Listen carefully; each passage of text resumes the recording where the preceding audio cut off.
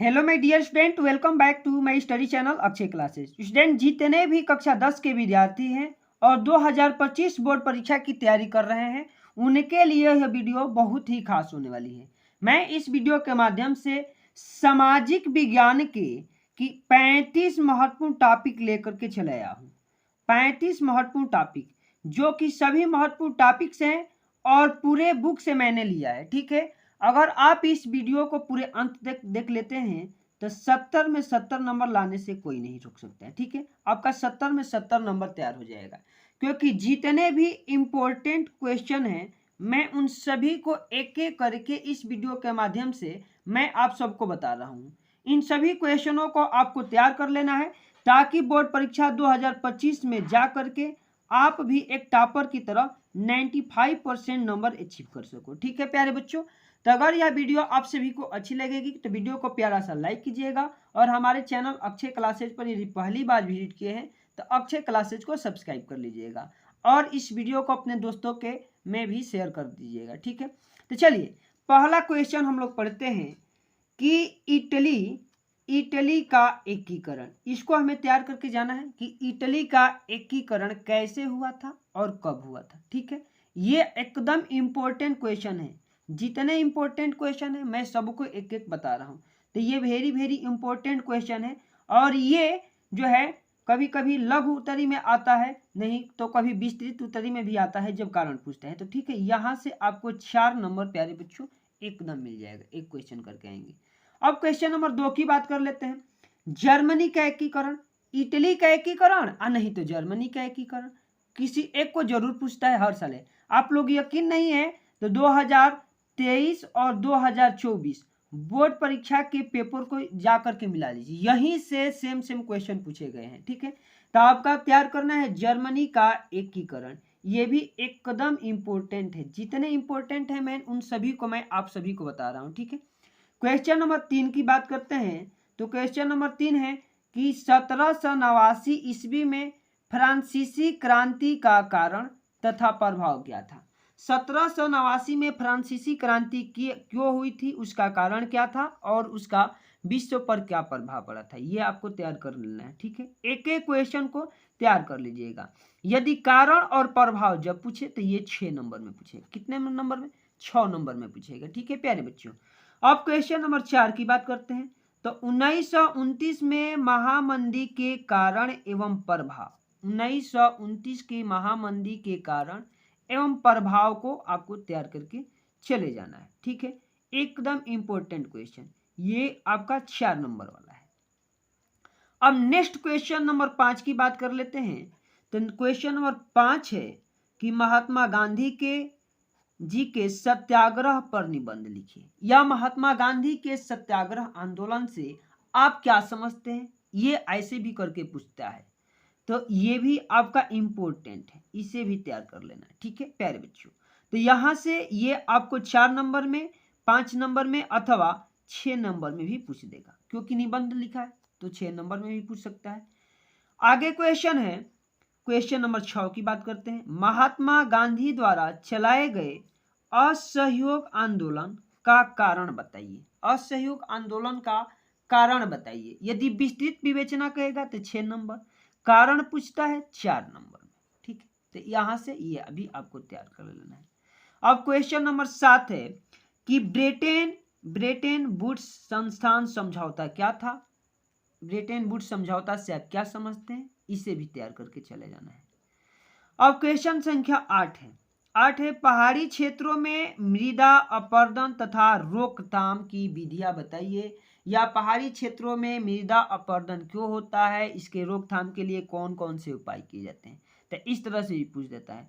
इन सभी का आंसर आपको सीरीज से बुक से, ठीक है, या नोट से ढूंढ करके तैयार कर लेना है। ठीक है प्यारे बच्चों, नोटबुक से, ठीक है, तैयार कर लेना है। अगर ये आपका तैयार नहीं होता है तो कहिएगा, मैं इस पर एकदम विस्तृत आंसर वाली भी वीडियो बना दूंगा।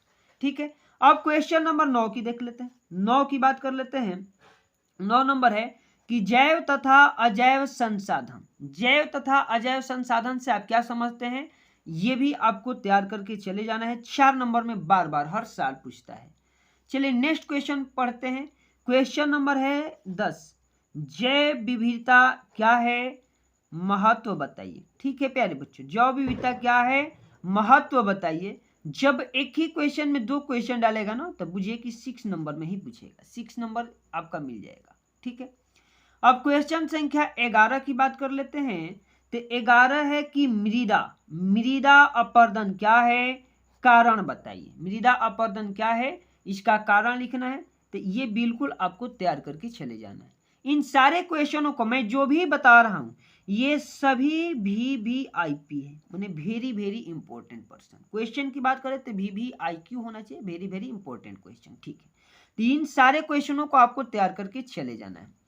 अब क्वेश्चन संख्या 12 की बात कर लेते हैं कि 3 राज्यों के नाम जहां काली मृदा पाई जाती है। आपको 3 राज्य का नाम बताना है जहां काली मृदा पाई जाती है, और किस फसल के लिए उपयोगी होती है ये भी याद कर लेना है। यानी कि इसमें एक ही में 2 क्वेश्चन डाल रखा है, ये बिल्कुल 6 नंबर में पूछेगा ऐसे ऐसे करके। ठीक है, 6 नंबर आपका बिल्कुल तैयार हो जाएगा। अब क्वेश्चन संख्या 13 की बात कर लेते हैं। तो क्वेश्चन संख्या 13 है कि बहुउद्देशीय परियोजनाओं के लाभ तथा हानि बताइए। बहुउद्देशीय परियोजनाओं के लाभ तथा हानि आपको बताना है। ठीक है, तो ये भी आपको तैयार करके चले जाना है। अब क्वेश्चन संख्या 14 नंबर है कि भारतीय कृषि की कोई 3 विशेषताएं लिखें। भारतीय कृषि की कोई 3 विशेषता लिखना है आपको। ठीक है, ये आपको तैयार करके चले जाना है। ये आपका 4 नंबर वाला क्वेश्चन है, ऐसे करेक्ट कर जाएंगे 4 नंबर मिलेगा। ठीक है, तैयार करके जाइएगा। क्वेश्चन नंबर 15 है कि चावल धान की खेती के लिए उपयुक्त भौगोलिक स्थितियों का वर्णन कीजिए। धान की खेती के लिए सबसे उपयुक्त स्थान, भौगोलिक स्थितियों का आपका वर्णन करना है। ये भी क्वेश्चन 4 नंबर के हैं और इम्पोर्टेंट क्वेश्चन है। इम्पोर्टेंट लगा लीजिए और जा करके आप लोग एग्जाम में देखिएगा। देखिए क्वेश्चन संख्या 16 की बात करते हैं। तो अगला इंपॉर्टेंट क्वेश्चन है कि कृषि की 3 प्रमुख समस्याओं का उल्लेख कीजिए, अथवा भारतीय कृषि के समस्याओं पर विवेचना कीजिए, या भारतीय कृषि के समस्याओं का वर्णन कीजिए। ये भी एक ही क्वेश्चन को कई तरीके से पूछता है। ये भी इंपॉर्टेंट क्वेश्चन है और ये 6 नंबर में, क्योंकि जहां उल्लेख कीजिए वर्णन कीजिए की बात आएगी तो आपको विस्तृत में डालेगा और 6 नंबर में पूछेगा। अब क्वेश्चन संख्या 17 की बात कर लेते हैं। 17, ऊर्जा के गैर परंपरागत स्रोत का विस्तार पूर्वक वर्णन कीजिए। ऊर्जा के स्रोत कौन कौन से हैं और ऊर्जा के गैर परंपरागत स्रोत से क्या समझते हैं, इसको विस्तार पूर्वक वर्णन करना है।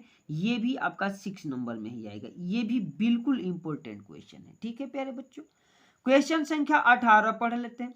18 है कि भारत में संघीय व्यवस्था कैसी है, नागरिक शास्त्र से दे रखा है। ठीक है, इसके 4 लक्षण बताइए। आपको पहले क्या बताना है कि भारत में संघीय व्यवस्था से आप क्या समझते हैं और इसके 4 लक्षण कौन कौन से होते हैं, ये आपको लिखना है इंपॉर्टेंट में। ये 4 नंबर वाले क्वेश्चन है।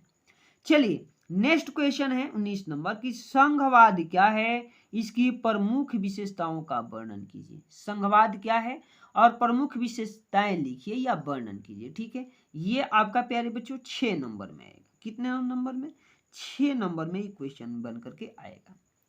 अगला क्वेश्चन है कि नेपोलियन, देखिए नेपोलियन द्वारा किए गए सुधारों का वर्णन कीजिए या नेपोलियन संहिता से क्या समझते हैं। ये भी इंपॉर्टेंट क्वेश्चन, ये भी वेरी वेरी इंपॉर्टेंट क्वेश्चन है। ठीक है, अब चलिए क्वेश्चन संख्या 21 की बात कर लेते हैं। यहां तक तो हमने 20 क्वेश्चन बढ़िया से देख रखा है, उन सभी को तैयार करके चले जाना है। 21 नंबर प्यारे बच्चों क्या क्वेश्चन है कि सड़क परिवहन के 3 गुण बताइए। ये मैंने पूरे प्रश्न जो है 35 लिया है, वह अध्याय 1 से लेकर के 22 तक के जितने इंपॉर्टेंट है उन सभी को मैं बता रहा हूं, एक एक तैयार करके जाइएगा। सड़क परिवहन के 3 गुण बताइए, तो ये आपका प्यारे बच्चों आ जाएगा ओनली 4 नंबर में। ठीक है, क्योंकि गुण बताना है। अब क्वेश्चन संख्या 22 है कि परिवहन तथा संचार के साधन किसी देश की जीवन रेखा तथा अर्थव्यवस्था क्यों कहे जाते हैं? परिवहन के तथा संचार के साधन किसी देश की जीवन रेखा, क्या जीवन रेखा तथा अर्थव्यवस्था क्यों कहे जाते हैं? ये क्वेश्चन बिल्कुल इंपॉर्टेंट है और ये भी 6 नंबर वाला है। इन सब को क्या करना है, आपको शॉर्ट स्क्रीन ले लेना है या यहीं से नोट में लिख लेना है और सबको तैयार कर लेना है, ठीक है। अब चलिए नेक्स्ट क्वेश्चन है कि गठबंधन सरकार से आप क्या समझते हैं? गठबंधन सरकार के बारे में लिखना है। ये लगातार आप लोग जानते होंगे, ये जो है नागरिक शास्त्र का क्वेश्चन है, ये 4 नंबर का है, ठीक है प्यारे बच्चों। अब चलिए क्वेश्चन संख्या 24, भारत में रॉलेट एक्ट क्या था, उसका विरोध कैसे किया गया था, परिणाम क्या हुआ? 3 बात एक ही बार में पूछा है। भारत में रॉलेट एक्ट क्या था, उसका विरोध कैसे किया गया और परिणाम क्या हुआ? तो ये आपका प्यारे बच्चों 6 नंबर वाला क्वेश्चन है। कितने नंबर वाला है? 6 नंबर वाला क्वेश्चन है। ऐसे ही मैं बता रहा हूं कि कौन सा क्वेश्चन कितने का है।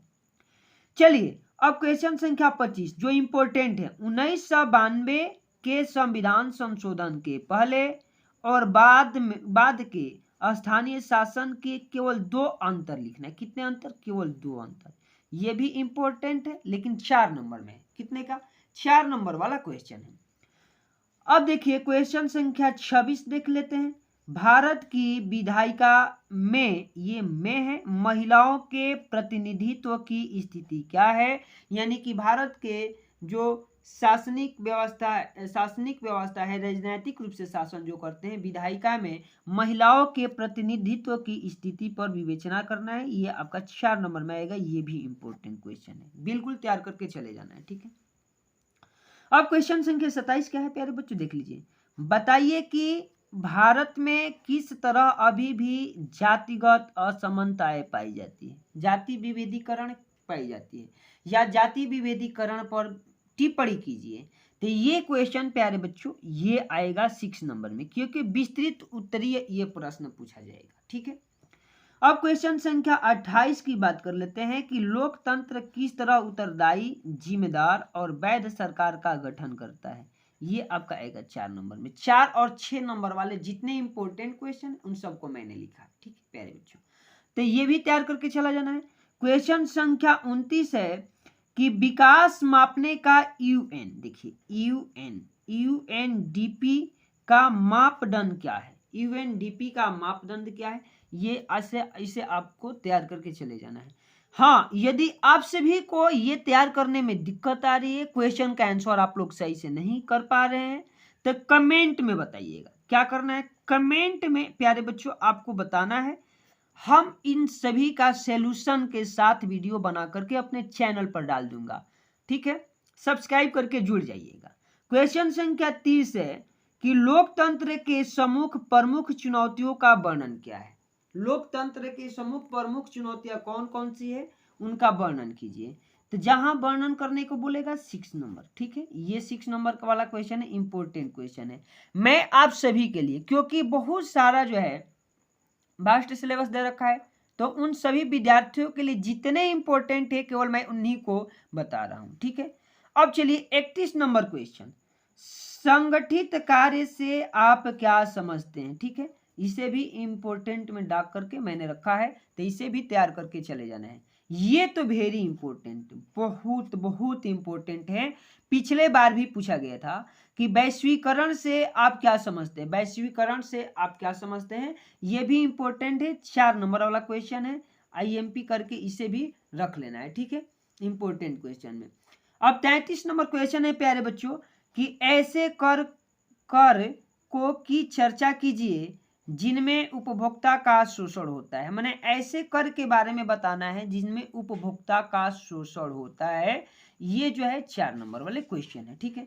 चलिए अब क्वेश्चन संख्या 34 इंपॉर्टेंट क्या है कि जल दुर्लभता क्या है और इसके मुख्य कारण क्या है। ये भी इंपॉर्टेंट है, जल संसाधन वाले पार्ट से लिया गया है, तो इसे तैयार कर लेना है।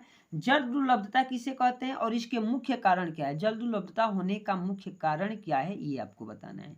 और क्वेश्चन संख्या 35 को पढ़ लेते हैं कि विकसित देशों की किन्हीं 3 प्रमुख विशेषताओं का वर्णन कीजिए। कि क्या करना है, विकसित देश विकासशील देश के बीच में अंतर, विकसित देश विकासशील देशों की जो तीन तीन प्रमुख वर्णन करना है, उसे हमें क्या करना है, तैयार कर लेना है। तो यही पूछा गया है कि विकसित देशों की किन्हीं तीन प्रमुख विशेषताओं का वर्णन कीजिए। ये भी इंपॉर्टेंट लगा लीजिए और ये 6 नंबर में आएगा। ठीक है प्यारे बच्चों, तो इस तरह से आप लोग देख पा रहे हैं कि आप सभी के लिए मैंने सामाजिक विज्ञान के लिए 2025 बोर्ड परीक्षा के लिए कितने, मैंने 35 इंपॉर्टेंट क्वेश्चन बता दिया हूं। ठीक है प्यारे बच्चों, तो अगर यह वीडियो आप सभी के लिए अच्छी लगी हो, हेल्पफुल लगी हो, तो वीडियो को प्यारा सा लाइक कीजिए, अपने दोस्तों में शेयर कीजिए और हमें सपोर्ट करने के लिए अक्षय क्लासेज को सब्सक्राइब कर लीजिएगा और कमेंट में ज़रूर बताइएगा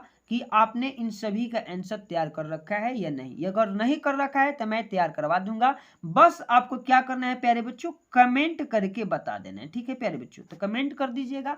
तब तक हम मिलते हैं अगली और नेक्स्ट वीडियो में। जय हिंद, जय भारत।